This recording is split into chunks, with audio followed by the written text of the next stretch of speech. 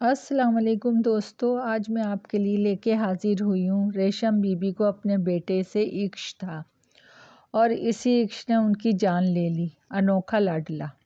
ایک دفعہ سکی بھتیجی نے کہہ دیا، چاچی لڑکے کو اتنا سر پہ چڑھا کے کیا کرو گی؟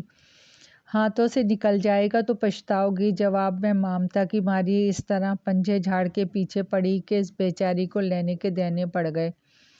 بھتیجی ماننے سے انکار کر دیا، دشمن سمجھ لیا۔ دوسری چھوٹی بہن نے لڑکے کو سمجھانے کا مشورہ دیا تو اس سے ایسا قطع تعلق کر لیا کہ پلٹ کبھی کبھی عید بقرعید بھی نہ پوچھا۔ ممتا کی ماری ماں نے اسی ایک بیٹے کے پیچھے گاؤں بھر سے منہ موڑ لیا، ہر کسی سے لڑائی جھگڑے کر لیتی، ہر کسی سے بگاڑ لی، مگر وہی بیٹا اس کا نہ بن پایا۔ کتنے پیار اور دلار سے اس نے بیٹے کا نام بادشاہ رکھا تھا، لیکن بادشاہ نے کبھی اس پہ توجہ نہ دی۔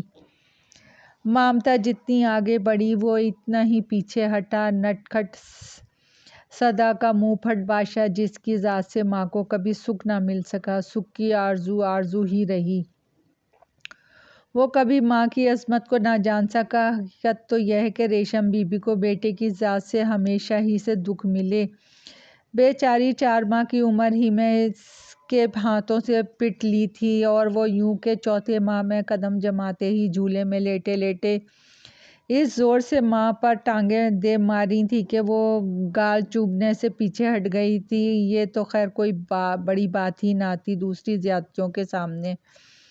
جب وہ پاؤں چلنے لگا تو ذرا سی بات پہ ماں کو دونوں ہاتھوں سے پیٹنے لگا، اور وہ بیٹھی ہنستی رہتی۔ وہ تو بادشاہ کے پیچھے دیوانی ہو رہی تھی، نہ اپنے کپڑے لتے کی فکر تھی، نہ کھانے پینے کی، مگر اسے پکڑ پکڑ کے گالیاں سن سن کے اور لاتے مکے کھا کھا کے بھی بڑے پیار سے ہر روز نہلاتی، کپڑے پہناتی، مگر وہ ہاتھوں سے نکلا جا رہا تھا۔ اول تو بادشاہ کی اٹھان ہی ایسی تھی، اور اس کی فطرت بھی دوسرے بچوں سے نرالی تھی۔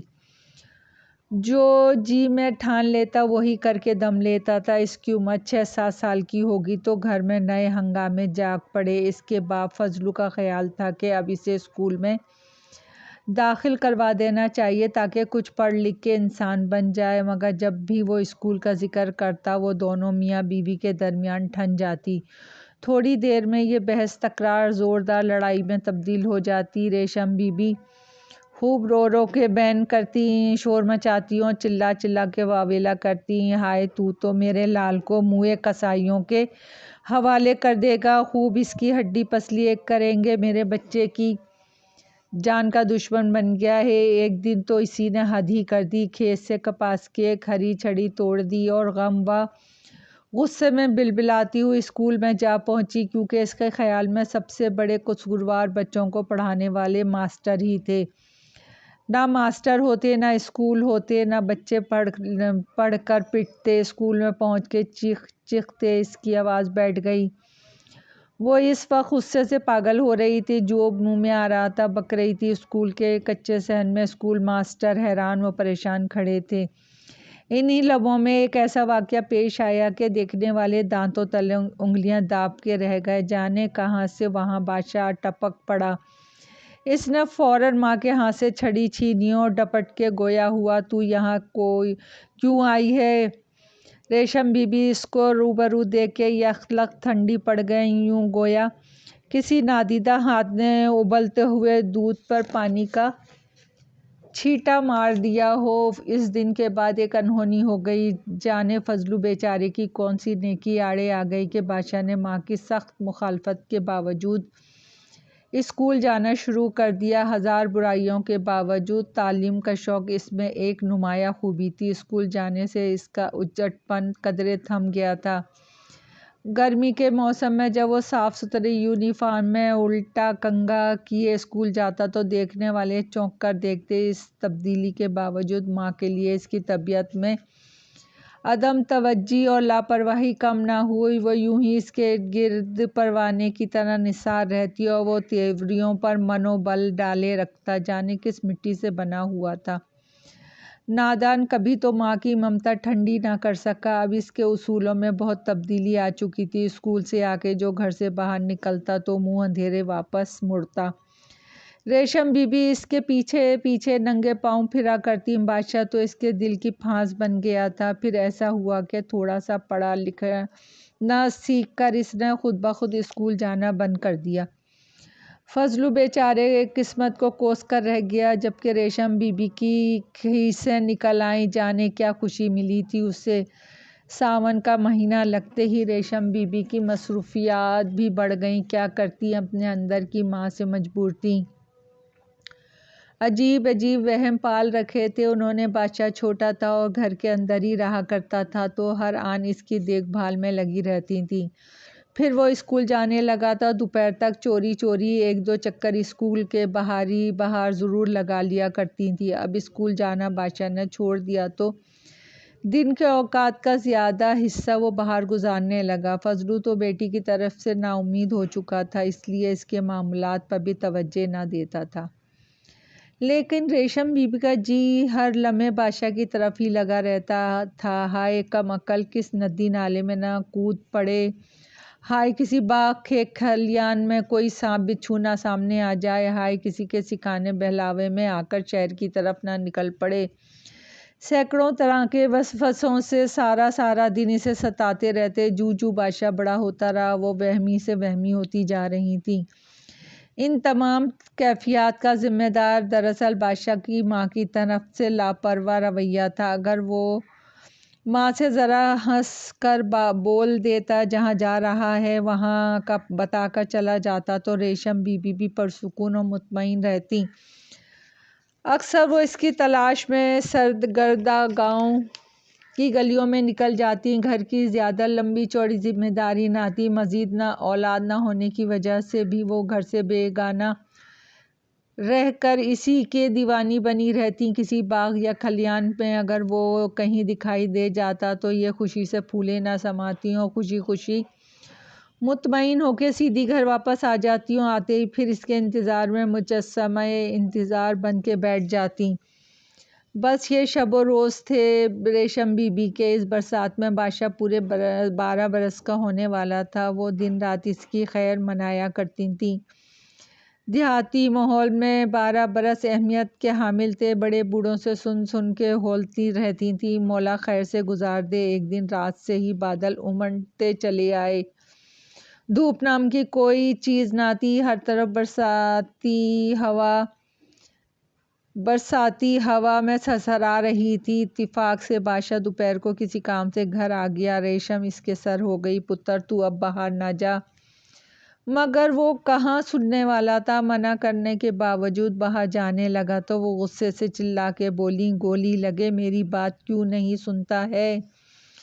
ایک لمحے کو ان کی زبان گنگ رہ گئی، وہ کانپنے لگی۔ یہ میں نے کیا کہہ دیا، رب غارت کرے مجھے، یہ میں کیا کہہ گئی۔ پھر تو اس کا جی کسی کام میں نہیں لگ رہا تھا، جیسے تیسے باجرے کی موٹی موٹی روٹیاں سینکتی رہی۔ فضلو اس کی سوچوں سے بے خبر ماش کی دال اور روٹی کھاتا رہا۔ وہ کڑتی رہی، اچانک روٹی کی جگہ اس کا ہاتھ توے سے چپک گیا۔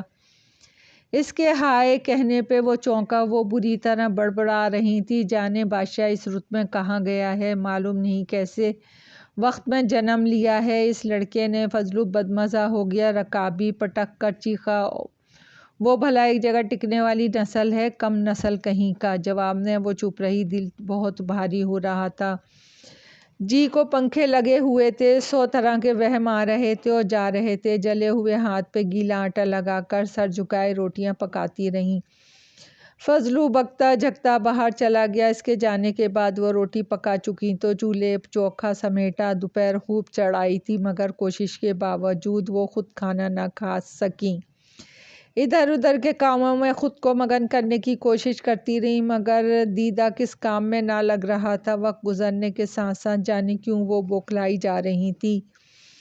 آسمان پہ برساتی بادلوں کے کارواں آ جا رہے تھے۔ وہ صحن میں کچی مٹی سے بنے ہوئے مرغی کے دربے کے پاس پیڑھی پہ آ بیٹھی اور باسی روٹی کے ننھے ننھے ریزے بنا کے مرغیوں کے آگے ڈالنے لگی۔ مرغیوں کی کڑکڑاہٹ صحن گونج رہا تھا، مگر اس کا دل و دماغ گاؤں کی گلی کوچوں اور کھیتوں کھلیانوں میں اٹکے تھے۔ وہ ہر ممکن جگہ پہ بیٹے کے پیچھے گھوم رہی تھی۔ بالآخر وہ تھک ہار کے گھر سے باہر نکل آئیں۔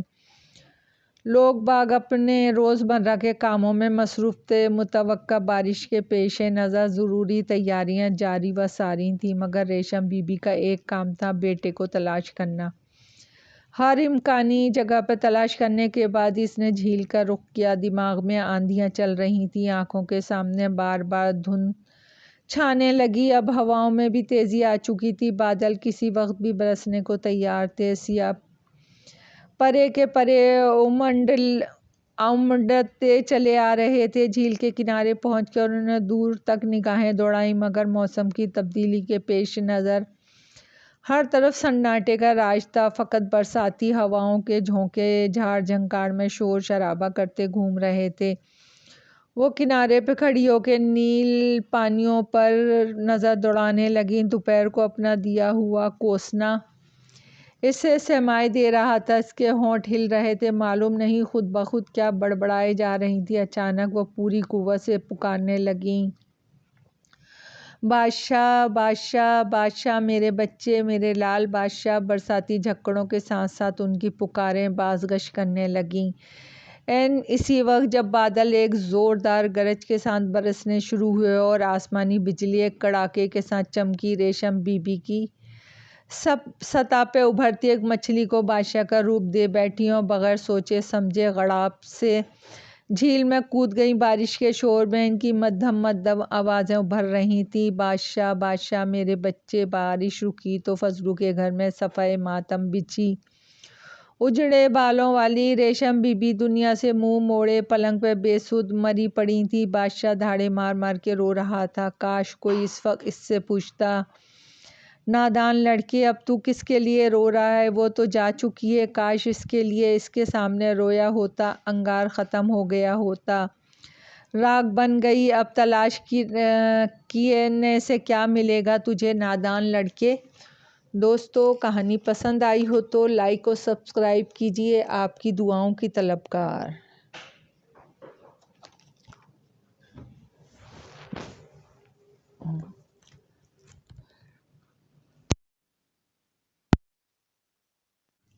کہانی